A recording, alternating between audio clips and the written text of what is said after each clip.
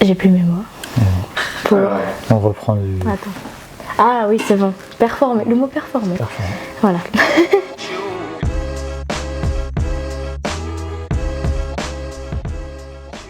Bonjour et bienvenue dans ce troisième épisode de InLight. Aujourd'hui, on fait un épisode un peu spécial parce qu'on va être avec une invitée qui n'est pas dans le milieu de la photographie. Aujourd'hui, j'accueille Enora. Bonjour à toi. Bonjour. Donc pour toi, c'est ta première interview. C'est également un premier passage devant un objectif. Pas trop stressé, ça va pour le moment? Ça va. D'accord. Est-ce que tu connais un peu le principe de InLight? Un petit peu, oui. Ok, donc je vais le réexpliquer rapidement pour ceux qui ne connaissent pas. Tout simplement, on va profiter de la journée ou faire une séance de photographie et on va te poser des questions en lien avec ces dernières pour un petit peu te connaître, toi, notamment ton art et ton activité qui t'ont amené avec nous aujourd'hui. Ben écoute, si ça te convient, on va directement commencer sur la première question et donc ton parcours par rapport à la photographie.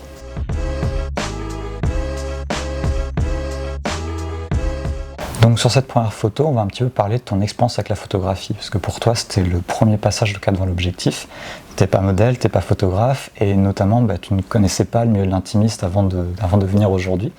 Est-ce que tu peux un petit peu nous parler justement de ton appréhension, ton ressenti quand on t'a contacté pour faire cette interview et quand on t'a parlé pour la première fois d'une séance de photo intimiste? La première fois qu'on m'a contactée pour faire cette interview, j'étais très stressée parce que pour moi l'intimiste ça relève de vraiment quelque chose de très, proche du corps, de un petit peu la nudité, être vraiment très à nu physiquement, et c'est un petit peu mes appréhensions que j'avais parce que pour moi c'est quelque chose d'un peu difficile à aborder, quelque chose que je ne fais pas d'habitude.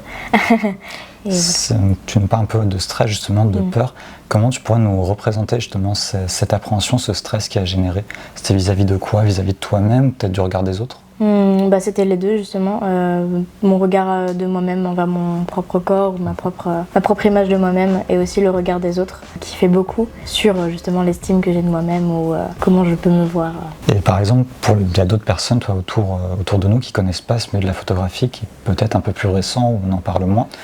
Si tu devais un petit peu le définir quand on en a parlé pour la première fois, vraiment les premiers mots auxquels tu as pensé, ça avait été quoi? Moi, c'était plutôt le mot nu qui m'est venu en tête, notamment l'idée de la nudité corporelle, extérieure, mais aussi l'idée de la nudité intérieure, le fait de montrer ses émotions, ses ressentis, quelque chose de très vulnérable. Mais complètement à cœur ouvert. Un livre ouvert au regard de tous. Exactement. Ok. Écoute, moi ce que je te propose, c'est tout au long de cette journée, tu vas donc découvrir un petit peu le milieu de l'intimiste à travers la photographie. Ça va te permettre de faire donc une première expérience et puis on va y revenir à la fin de l'interview pour pouvoir un peu échanger et voir si ton regard a évolué ou si ça a confirmé un petit peu tes appréhensions. Ça te va? Oui, ça me va. Et puis pour la question suivante, ce que je te propose, c'est de retourner un petit peu sur toi, ton parcours, et un petit peu en savoir un peu plus justement sur ce qui va t'amener à être là aujourd'hui.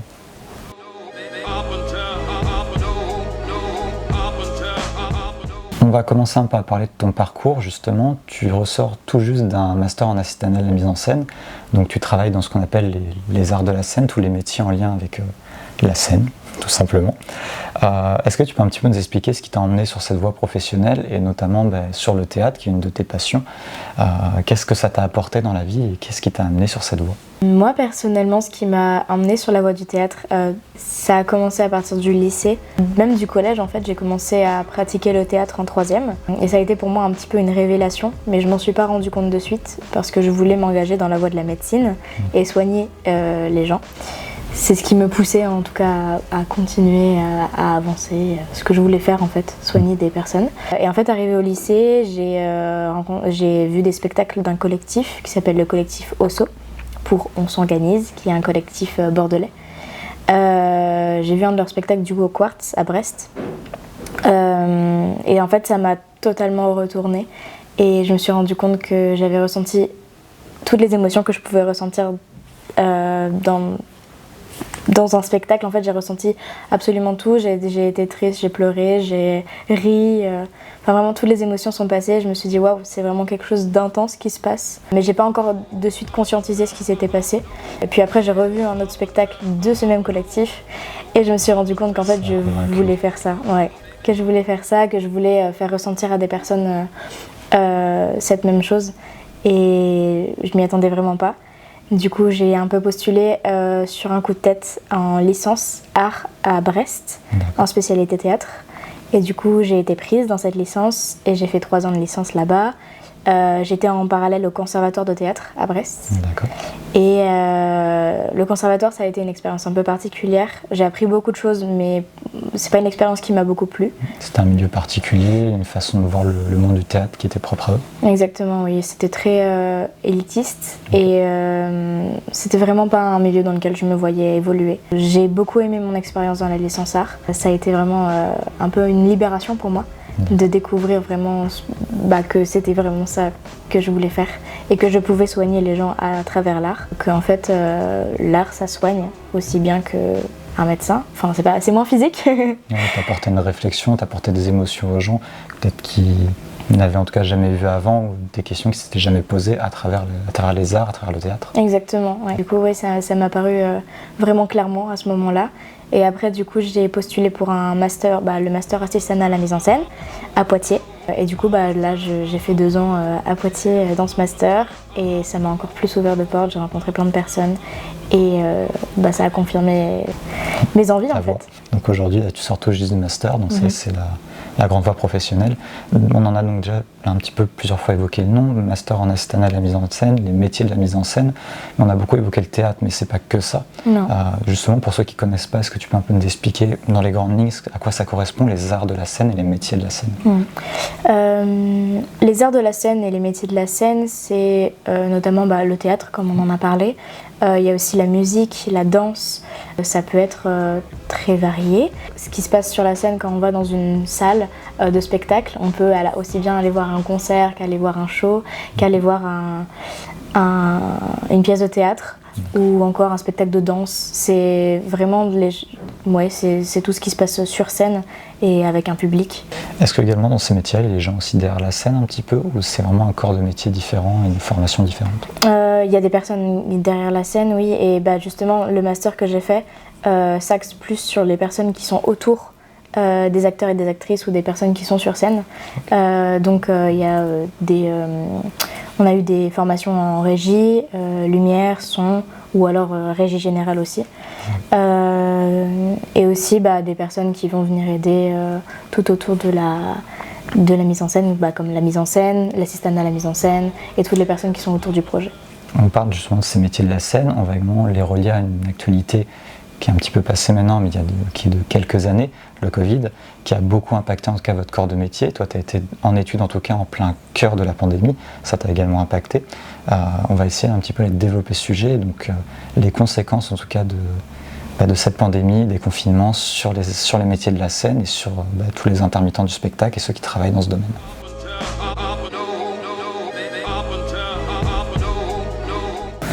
On en parlait un petit peu plus tôt, donc tu as fait tes études en plein pendant la pandémie du Covid-19.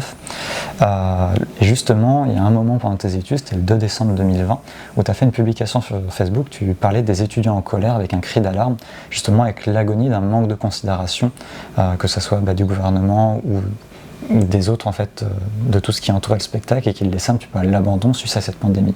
Est-ce que tu peux un petit peu nous parler de cette publication, ce qui t'a poussé à la faire et justement des conséquences qu'a eu cette pandémie sur votre corps de métier? La pandémie, ça a été une période très très compliquée. Déjà pour les personnes qui étaient en études, c'était très compliqué.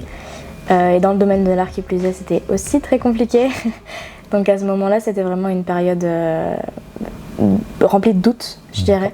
Quant à l'avenir, quant à notre devenir en fait dans le domaine de l'art et de nos études.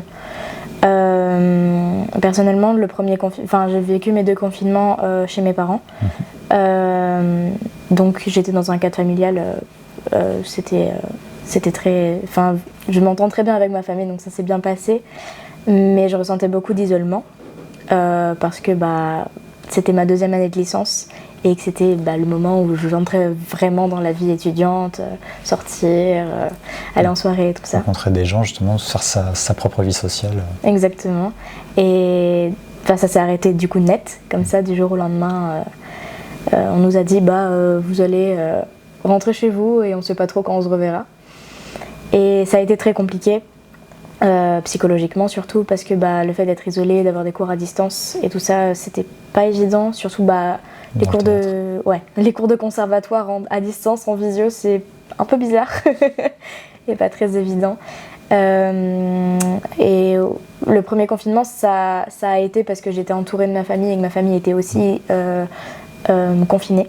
D'accord. Mais le deuxième confinement a été plus compliqué parce que les collèges étaient toujours ouverts et ma mère travaillait dans un collège, mon frère aussi. Et mon père est chauffeur, du coup il continuait à travailler. Et en fait, j'étais la seule à rester à la maison toute la journée. Donc c'était très compliqué. Et quand les cours se passaient, c'était chouette parce que je voyais mes amis, mais après quand l'écran s'éteignait, j'étais juste seule. Donc c'était vraiment très très compliqué psychologiquement de tenir et de se dire que ça allait changer, qu'il y a des choses qui allaient évoluer. Mais en fait après quand le confinement s'est fini, du coup je suis retournée sur Brest, dans mon appartement. Et je ressentais vraiment beaucoup je me sentais vraiment très mal par rapport à tout ce qui s'était passé. Parce que les théâtres n'avaient pas le droit de rouvrir encore, tous les lieux culturels étaient fermés, et vu que c'est le centre même de nos études, ça a été vraiment dur de savoir où on allait vraiment. On avait l'impression qu'on continuait à étudier pour pas grand chose. Et du coup pour moi c'était vraiment important de parler de la situation actuelle des étudiants et étudiantes qui était vraiment très compliquée, notamment aussi dans l'art. Et que c'était plus possible. C'est qu'il fallait en fait fallait ouvrir les yeux, en parler, et que c'était important en fait de partager nos ressentis, nos vécus, parce que pour que plein de personnes comprennent aussi, parce qu'il y a plein de personnes qui étaient plutôt dans la compréhension vis-à-vis de ce mal-être, quoi. Donc c'est vraiment compliqué en deux fois. Il y a déjà la première disparité dans cette deuxième pandémie où les gens reprennent une vie semi-normale, retournent travailler. Alors que toi, à côté, comme les gens du spectacle, vous êtes coincés chez vous, c'est toujours pas terminé, il n'y a encore pas de date de fin prévue. Et même quand on commence à lever les confinements, lever les barrières, c'est encore pas suffisant, vous êtes encore bloqués. Ça reste pourtant énormément de personnes qui travaillent dans ces domaines. C'est pas de revenus, pas de possibilité d'évoluer dans les études, pas de possibilité de travailler tout simplement. En tout cas, je pense que ça a dû générer beaucoup de colère, peut-être également beaucoup d'appréhension. Et justement, tu n'as pas été la seule à relayer ce message, tu as également des enseignants, c'est un message que tu as relayé, qui avaient parlé de ce cri d'alarme de leurs étudiants. Pour toi, c'était important de devoir faire porter leur voix? Pour moi, c'était très important de montrer qu'en fait, on n'était pas les seuls à dire que notre situation était très compliquée et qu'on ne savait pas quoi faire.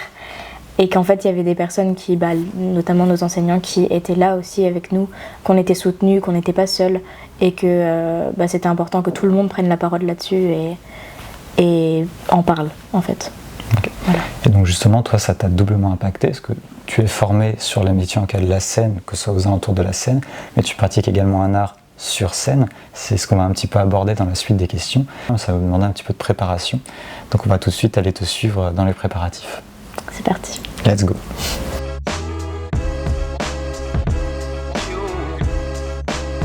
Bon, comme on peut le voir, on a changé un petit peu le décor. On a pris également un petit peu de temps pour se préparer. On a eu l'occasion de te voir te mettre en préparation et donc avoir un nouveau make-up que tu nous présentes aujourd'hui. On va justement parler un petit peu de tout ce qu'entoure ce make-up. Tu n'es pas seulement dans le master assistant à la mise en scène, également tu fais de la pratique sur scène, tu pratiques un art, le drag, donc tu es dans cet univers. Est-ce que tu peux nous expliquer un petit peu, moi par exemple qui suis totalement néophyte et qui ne connais pas très bien, ce que représente ta propre définition en tout cas de ce qu'est l'univers drag?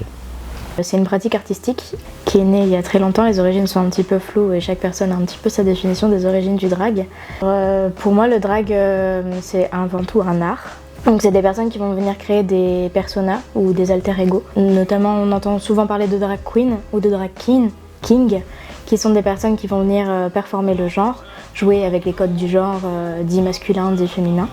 Mais il y a tout un panel de drag tout autour, qui sont, ça peut être des drag queer, donc c'est des personnes qui vont performer, pas forcément autour du genre, ça peut être très très varié. Il y a aussi des club kids qui viennent des clubs dans les années 80, qui viennent beaucoup s'inspirer de tableaux artistiques, d'œuvres qui existent déjà pour venir jouer avec les formes, venir déformer au plus possible son visage, son image, dans des costumes aussi toujours avec des collages, des choses comme ça très extravagantes, très différentes. Il va y avoir aussi beaucoup de drag créatures. Moi par exemple c'est ce que je fais, je fais du drag créature et du drag queer.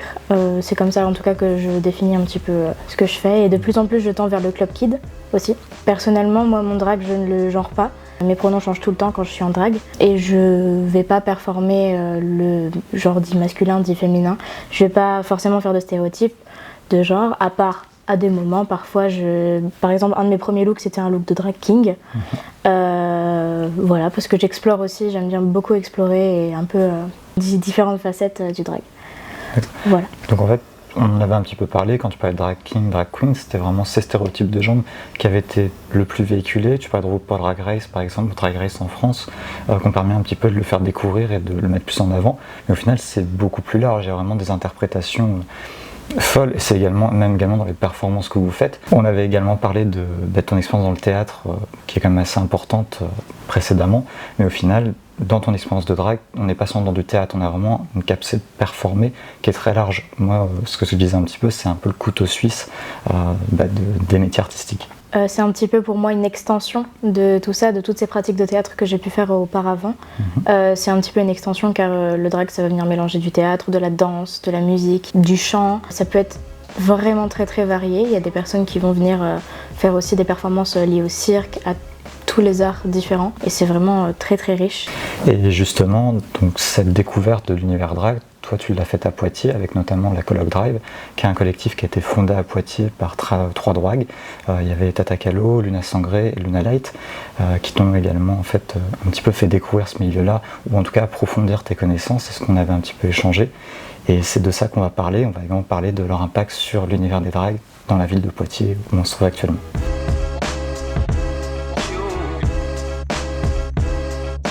À Poitiers justement, on a une communauté drag au final qui est très riche, beaucoup ne la connaissent pas alors que c'est quand même un milieu qui commence à beaucoup se développer. C'est ici justement que tu as fait tes débuts, que tu as approfondi tes connaissances, voire peut-être même découvert un petit peu toute la richesse de ce milieu, à travers la Coloc Drive qu'on a rapidement présenté un peu plus tôt.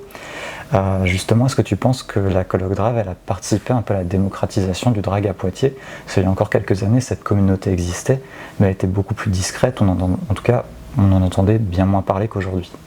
Pour moi, oui, je pense que la Coloc Drag a vraiment beaucoup fait bouger les choses à Poitiers. Parce qu'avant leur arrivée, en fait, il y avait déjà des collectifs drag qui étaient là, dont La Cabinet, qui est un collectif drag qui existe toujours, qui fait du drag queer king, et qui fait des tournées un petit peu partout en France. Donc maintenant, elles sont un petit peu moins sur Poitiers, mais tournent un petit peu partout. Il y avait aussi avant la maison Erreur 404, qui n'existe plus actuellement, mais certains membres sont partis à Tours pour créer un nouveau collectif qui s'appelle le HIC et qui travaille beaucoup avec la scène ballroom là-bas. Au printemps 2021, la Coloc Drag a été créée par du coup Luna Sangré, Luna Light et Tata Calo, qui sont trois personnes qui vivaient en colocation à ce moment-là et qui ont décidé de créer un collectif et de partir d'un petit peu de rien pour se lancer dans cette aventure de faire du drag professionnellement.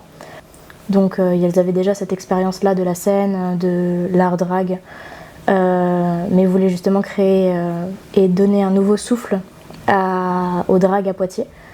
Ça a donc commencé par des performances un petit peu dans les rues de Poitiers, dans le parc de Blossac, un petit peu par-ci par-là, parce qu'il n'y avait pas forcément de lieu encore à démarcher qui connaissait en tout cas le drag ou qui était intéressé par des spectacles drag. Alors du coup elle faisait des performances un petit peu partout. Puis après elles ont pu commencer à démarcher des lieux. Les lieux ont bien voulu et ça a commencé en fait dans les bars comme ça et petit à petit ça a grandi. Et l'année dernière, la Coloc Drag a créé la Colo Drag, qui en fait ce sont des semaines de résidence où en fait des personnes vont venir apprendre à se maquiller, à avoir des cours de chant, des cours de présence scénique, tout un tas de choses qui permettent de faire du drag. Et du coup pendant une semaine, des personnes vont apprendre toutes ces bases-là pour pouvoir après potentiellement soit se lancer dans le drag ou alors juste avoir une expérience comme ça qui peut être très enrichissante. J'ai fait partie de la première promo de la Colo Drag et ça s'est super bien passé et j'avais commencé le drag quelques temps avant, 2 mois avant, grâce à l'aide de la coloc justement que j'avais rencontrée et dont Luna Sangré m'avait dit mais lance-toi, essaye et tu verras ce que ça donne. T'es même pas obligé d'avoir un compte Instagram, tu peux tenter des choses chez toi et voir ce que ça donne. Et ça m'avait de suite plu. Et après la colodrague, en fait, les choses se sont vraiment amorcées et ça m'a de plus en plus plu. Et depuis, je travaille maintenant avec la colodrague et ça se passe vraiment très très bien. Et au final, c'est un collectif qui a vachement grandi comparé à ses débuts, parce qu'on a beaucoup parlé des 3 fondateurs, mais comme tu as dit, tu l'as rejoint aujourd'hui. Tu parlais de quasiment une dizaine de personnes qui collaboraient autour, au moins qui travaillaient avec eux. Donc c'est vraiment parti en fait d'un petit format A3 de rien, et aujourd'hui c'est peut-être une référence comme aux alentours de Poitiers, avec quasiment toutes les personnes en lien qui gravitent autour dans la région. Exactement, maintenant la colodrague est un collectif de plus d'une dizaine de personnes et en effet grâce au colo et grâce aux différentes rencontres qui ont pu être faites grâce à l'essor et l'attrait que le drag prend beaucoup dans cette ville, les personnes s'intéressent de plus en plus au drag, à venir au show, à découvrir cet art. Ça permet aussi que la communauté drag grandisse beaucoup. On a notamment plein d'autres personnes qui gravitent en fait, comme tu as dit, autour de la coloc et qui font des shows avec la coloc ou alors des shows à côté. Tu l'as dit toi-même, au final, en tout cas on joue un persona, on performe et on progresse. Tu as essayé différents types de drag dans cet univers pour pouvoir en tout cas tester un petit peu tout, voir ce qui te plaisait le plus. Et c'est justement un petit peu de ce persona et de son évolution dont on va parler, le tien, dans la question suivante.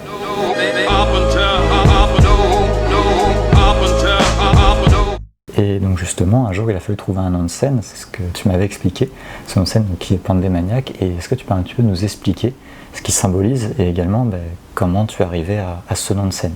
Alors ce nom de scène en fait vient de beaucoup d'heures de réflexion. Parce que du coup j'ai créé un compte Instagram pour mon drag en juin de l'année dernière. Mais je n'avais pas de nom, du coup je m'appelais juste Insert Username parce que je ne savais pas du tout comment m'appeler. Et c'est après des heures et des heures et des heures de réflexion, des jours surtout et des semaines, que j'ai trouvé mon nom. En octobre 2022, la coloc drag m'a invitée à un événement pour faire ma première performance. Et c'est à ce moment-là que je me suis dit, il faut que je trouve un nom de scène absolument. Et j'ai passé des heures à chercher un petit peu ce qui m'inspirait. Et les univers qui m'inspiraient étaient surtout les univers des divinités et l'univers des démons. Et du coup, je me suis un petit peu renseignée sur des noms de divinités un petit peu étranges. J'avais trouvé le nom de la déesse des gonds. Enfin, c'était très étrange. J'ai trouvé Oui, exactement. Et j'avais fait un sondage en story sur mon compte Instagram en disant oui, quel nom vous trouvez plus sympathique. J'en avais vraiment 20. Donc bon, voilà. Ça pouvait aider à faire un choix. Et au final, en fait, les personnes m'ont un petit peu aussi aidé à savoir lequel résonnait un peu plus. Et c'est tombé sur Pandémaniac, qui est du coup mon nom de scène, et qui est inspiré du Pandémonium, qui est l'endroit où sont gardés les démons. Voilà. Ce qui fait notamment écho au drag créature que tu disais, en tout cas performer aujourd'hui. Exactement. Et notamment, on va parler également sur cette notion en tout cas d'évolution. Pour les personnes qui pourraient se lancer dans ce milieu-là, ça se fait pas forcément une fois. Tout n'est pas déjà décidé, gravé dans le marbre, on ne sait pas exactement tout performer. Il y a le temps de découvrir, il y a le temps d'apprendre, mais également le temps d'apprendre des autres, avec la notion un petit peu de house que tu m'avais expliqué précédemment. Est-ce que tu peux un petit peu justement expliquer aux personnes qui regardent ce que symbolise la house dans l'univers drag et ce qu'il apporte aux personnes qui voudraient par exemple se lancer dans ce milieu-là? L'univers des house, en fait, ce sont des noms qui ont été empruntés à la scène ballroom, qui vient des États-Unis, où en fait beaucoup de personnes queer étaient rejetées de leur maison, de leur famille, et en fait se retrouvaient dans des lieux comme dans les scènes de ballroom, donc qui sont du coup des endroits où des personnes viennent danser, faire des runways, faire des défilés. Du coup, les runways c'est des défilés, et s'exprimer en fait, pouvoir être librement qui on est en faisant de l'art, en étant artistique et en étant nous-mêmes, tout simplement. Et du coup, l'idée de house s'est créée à ce moment-là, parce que house en anglais ça veut dire maison. Et du coup, c'est ces personnes queer qui étaient parfois rejetées par leur famille arrivaient en fait dans le milieu queer et se rendaient compte qu'en fait ils trouvaient une nouvelle famille. Donc souvent dans les houses il y a des mothers, des mères, des pères, des frères et sœurs, en fait tout un tas de... comme une construction familiale en fait qui se fait. Parfois ça existe, parfois ça n'existe pas. Par exemple la coloc drag n'a pas de statut, il n'y a pas de mother, il n'y a pas de hiérarchie en fait dans la... C'est une coloc. Voilà, c'est ça, c'est une coloc.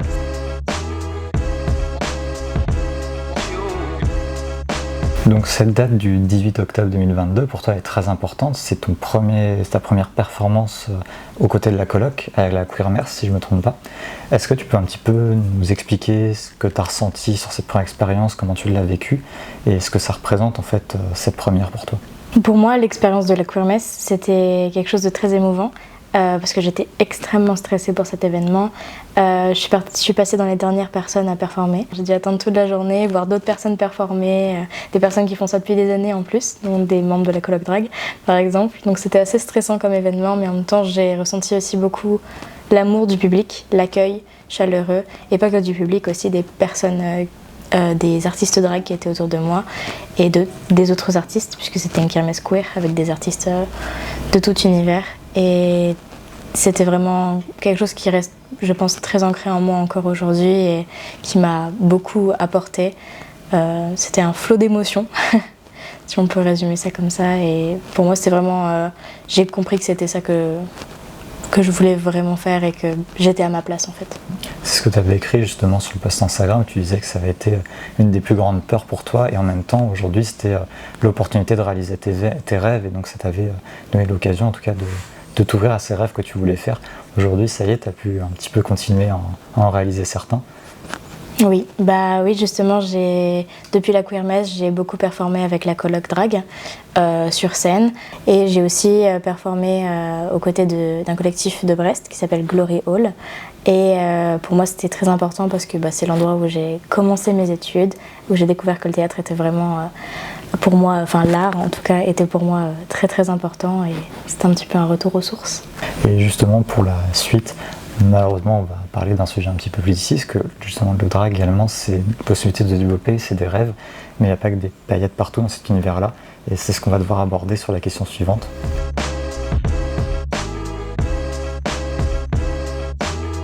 Quand on parle du drag, on est dans une discipline qui est pour certains encore nouvelle, c'est une découverte, c'est une discipline peut-être qui est encore source de fantasmes, même parfois de réactions déplacées, agressives, qui peuvent être raillées.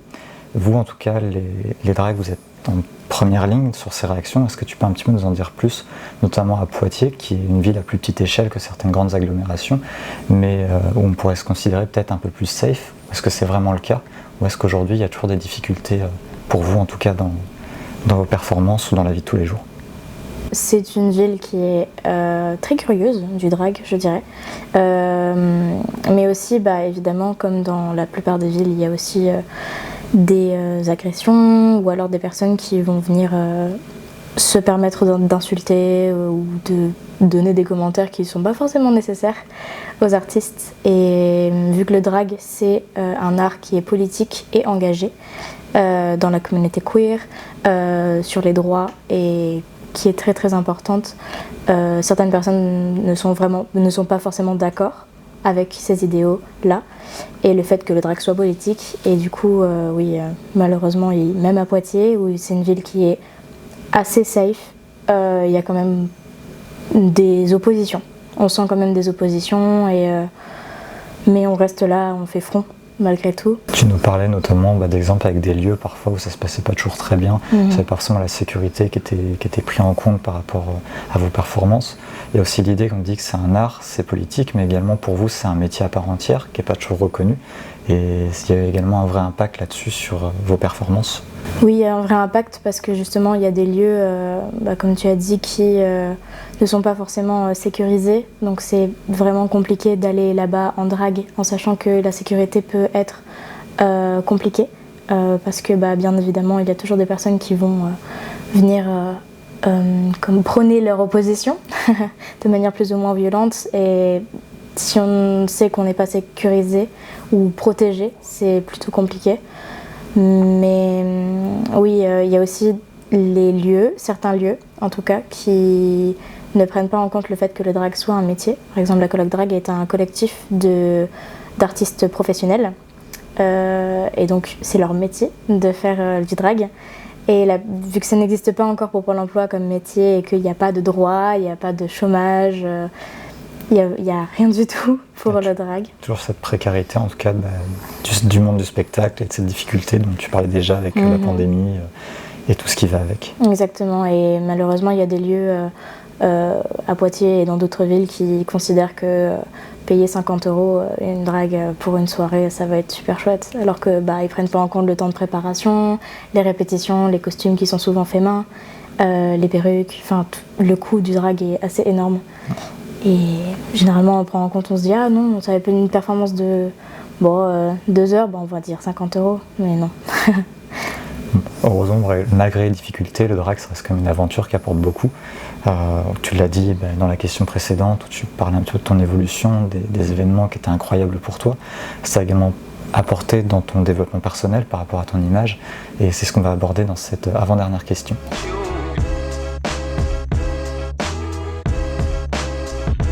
En tant que drag, tu es une artiste de scène et malgré ça, tu as quand même les mêmes problématiques au niveau de l'image, de rapport avec ton corps, avec ton image, que en fait toutes les personnes dans la société.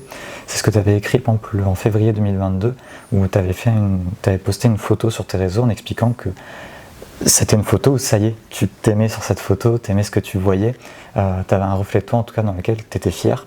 Est-ce que tu peux un petit peu nous expliquer justement comment t'en es arrivé là et comment le drag t'a apporté dans ce domaine-là justement cette flamme et cette fierté? Après ma première performance, je me suis rendu compte que en fait, le drag m'apportait énormément, autant personnellement que dans mon idée de l'art et de l'art de la scène. Et en fait, petit à petit, je me suis rendu compte en faisant des performances que je devenais de plus en plus à l'aise avec mon image de moi, alors que pour moi ça a toujours été compliqué de me voir, j'ai toujours eu un rapport très particulier à moi-même et en fait le drag m'aide beaucoup là-dedans parce que même si on a une persona qui est sur scène, un personnage comme on peut dire, ça reste quand même mon corps et c'est moi qui suis derrière le personnage. Et en fait, ça m'a permis de comprendre que j'étais capable de faire des choses et que j'étais capable de pouvoir me trouver beau ou belle sur une photo et que c'était possible.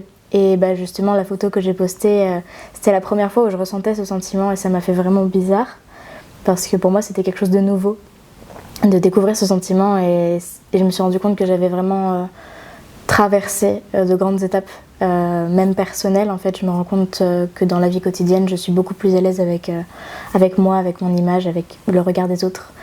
Et oui, ça m'a énormément apporté le drag là-dedans. Cette aisance, justement, on la retrouve aujourd'hui, par exemple. Tu es devant nous, devant une caméra en interview. Tu t'es prêté donc, à une séance photo intimiste. C'est pas simple, tout le monde n'est pas capable de le faire, donc ça montre déjà une grande force et on t'en remercie. Et justement, on va déjà attaquer la dernière question de l'interview. Et on va parler de ce retour d'expérience, un petit peu de ce que t'a apporté cette légère aventure aujourd'hui.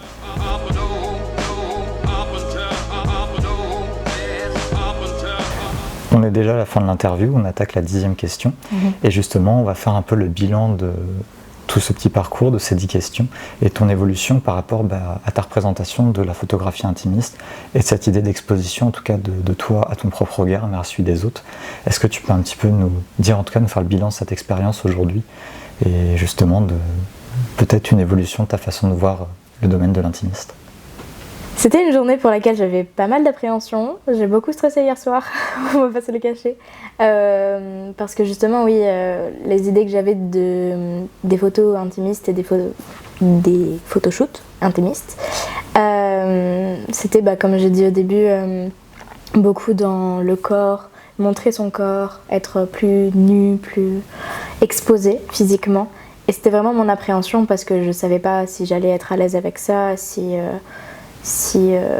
comment ça allait se passer en fait. Et finalement, au fur et à mesure de la journée, je me suis rendu compte que c'était c'était totalement différent et qu'en fait l'intimiste ça englobe plein de choses. C'est pas que le corps, c'est aussi des objets, c'est aussi une expression, ça peut être des émotions qui sont mises en avant et c'est ça en fait l'intimiste c'est mettre à nu, mais aussi mettre à nu ses émotions, mettre à nu ce qui se passe à l'intérieur en fait. Et que en tout cas j'ai très bien vécu cette journée. Et j'ai beaucoup apprécié les différents moments, les différentes photos. J'ai beaucoup appris aussi du coup sur comment poser pour une photo, comment être à l'aise en fait. Parce que j'avais jamais eu ce genre d'expérience en tout cas. Et j'ai beaucoup aimé. Et justement, tu parlais des peurs, la peur de ton propre regard, la peur du regard des autres, faire face à la caméra, faire face donc, au public à travers cette caméra, faire face à toi-même à travers les photos. Une journée, ça suffira jamais peut-être à changer ses peurs, ça suffira jamais à faire un énorme pas dessus, mais comment tu as vécu cette exposition à cette caméra? Est-ce que ça a été très difficile? Est-ce que justement ça a été comme un coup de poing qu'il a fallu se mettre pour pouvoir avancer? Comment tu peux un peu nous décrire tout ça? Oui, je définirais ça un petit peu comme un coup de poing, un petit peu, parce que j'ai toujours un petit peu évité éviter les caméras, non, pas comme ça, mais j'ai un petit peu jamais su comment me placer vis-à-vis d'une caméra quand des personnes prennent des photos, des shows ou autres. Par exemple, la photo où je me suis trouvée belle pour la première fois, c'était une photo où je savais pas qu'on me prenait en photo. Mais quand je sais qu'on me prend en photo, j'ai toujours cette conscientisation, ah oui, mais il faut que je fasse bien, il faut que je fasse attention à ce que la personne qui photographie peut penser, tout ça. Et en fait, aujourd'hui, j'ai pas du tout eu ces pensées-là. J'ai au début un petit peu, parce que l'appréhension, c'est normal. Mais en fait, j'ai été à l'aise plutôt facilement. Et ça s'est super bien passé. Le rapport au regard des autres, en tout cas aujourd'hui, je l'ai beaucoup moins senti. En fait, je me suis sentie vraiment à l'aise, à pouvoir vraiment dire ce avec quoi je me sens à l'aise, ce avec quoi je me sens moins à l'aise. Et c'est vraiment chouette. Et mon regard personnel, aussi, en prend un petit coup, je veux dire, un coup positif. Parce que du coup, ça s'est super bien passé, quoi. Et ça y est, finalement, c'est fait. Les 10 questions sont faites, l'interview est terminée. J'espère en tout cas pour toi, ça a été une bonne expérience. D'après tes retours, ça va être le cas. Est-ce qu'en tout cas, tu aurais des réseaux à nous partager pour que le public puisse découvrir ton travail, découvrir l'univers du drag? On pourra également partager un petit peu ceux de la coloc s'ils sont en accord avec ça. Voilà. Bien sûr. Où est-ce qu'on peut te retrouver? Alors, on peut me retrouver sur Instagram. Mon arrobase, c'est pandé-maniac. Voilà, P-A-N-D-E pour Pandé, parce que si vous mettez P-E-N-D-E-Z, c'est pas la même chose. Et pour la coloc drag, c'est la.coloc.drag. Voilà. En tout cas, on te remercie pour cette journée. Bravo à toi, parce qu'il a fallu beaucoup de courage pour venir, pour te prêter au jeu. Puis on te souhaite une bonne continuation pour la suite et pour tes performances. Merci beaucoup. C'est la fin de ce 3e épisode de In-Night. On vous remercie pour votre fidélité. Vous pouvez laisser un commentaire ou vous abonner à la page pour découvrir le dernier épisode qui sortira dans un mois. Ce sera la fin déjà de la saison 1. Si vous êtes intéressé par l'univers drag, je vous conseille d'aller vous abonner à la page Instagram de la coloc pour en découvrir un petit peu plus sur ce milieu.